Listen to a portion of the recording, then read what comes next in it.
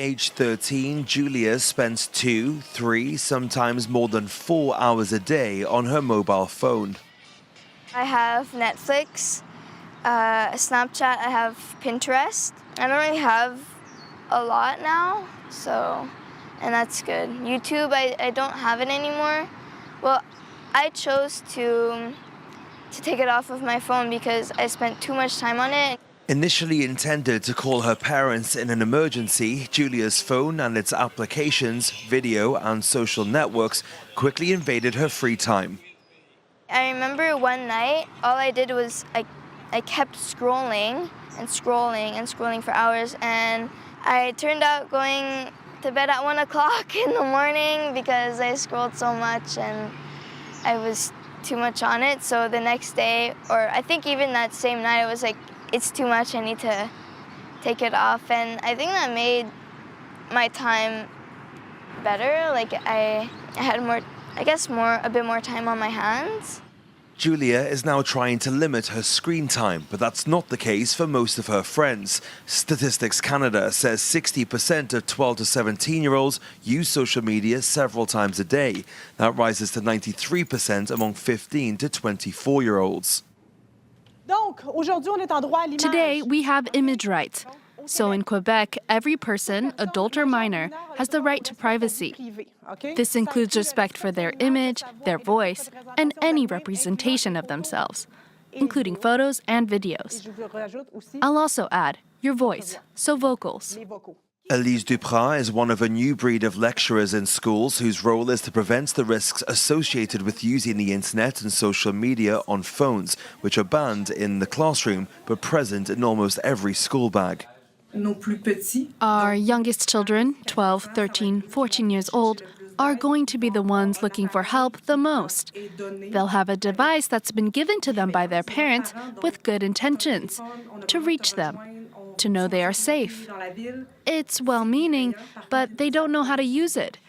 Parents don't really monitor how they use their social networks, and that creates a lot of conflict within our school.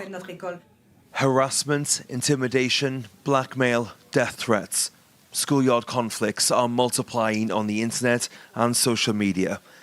Worse still, as long as their young users have access to their phones, they follow victims home in the evenings and at weekends. In response, the country's largest school boards, the authorities in charge of the school network, have decided to lodge a complaint in Ontario against Instagram owner Meta, as well as Snapchat and TikTok, a first in Canada. It really came to a point where we could not stand by any longer without doing something. Initiated by the powerful Toronto school boards, the complaint accuses these web giants of facilitating and promoting cyberbullying, harassment, hate speech and misinformation. It's demanding $4.5 billion in compensation and a change in the addictive algorithm of the accused apps.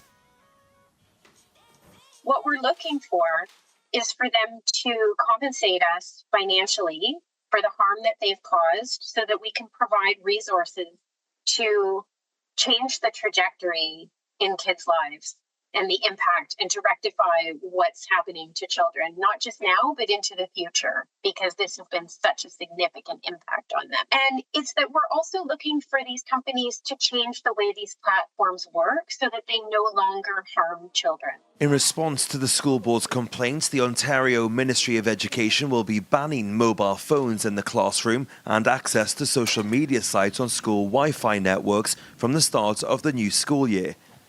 For her part, the director of the province's School Boards Association expects the collective action against Meta, Snapchat and TikTok to ignite a national movement in Canada, but warns that the expected change must go beyond the school gates.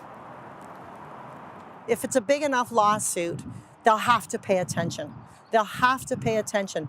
The cell phone ban, okay, that is going to help. We've always had policies about cell phones in the school, but at midnight, when a 12-year-old's in bed with the blankets over their head scrolling through TikTok, the cell phone ban at school is not going to help.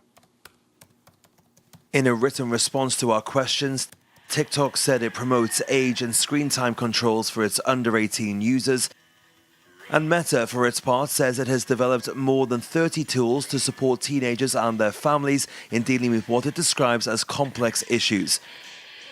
But is restricting social media enough to protect users? This researcher, who has just completed a global study on smartphone addiction, is unsure. Tech companies changing their apps or their algorithms or adding restrictions so that people use the apps a little bit less, that's part of the solution. We think that kind of as a top-down solution, but we also need a bottom-up component where the end users themselves, when we're using our phones, we do things like keep our phone outside our bedroom at night so we're not scrolling too late, turning off as many notifications as we can, try to have like a basic flip phone for as long as you can, try to avoid social media for as long as you can. These days, of course, that's challenging. Once all of your friends have it, then often people want to have it after that. And I think the ideal solution combines the bottom-up and the top-down approaches. The Ontario school boards involved in the lawsuit have already joined forces with 5 other educational organizations since the complaint was filed.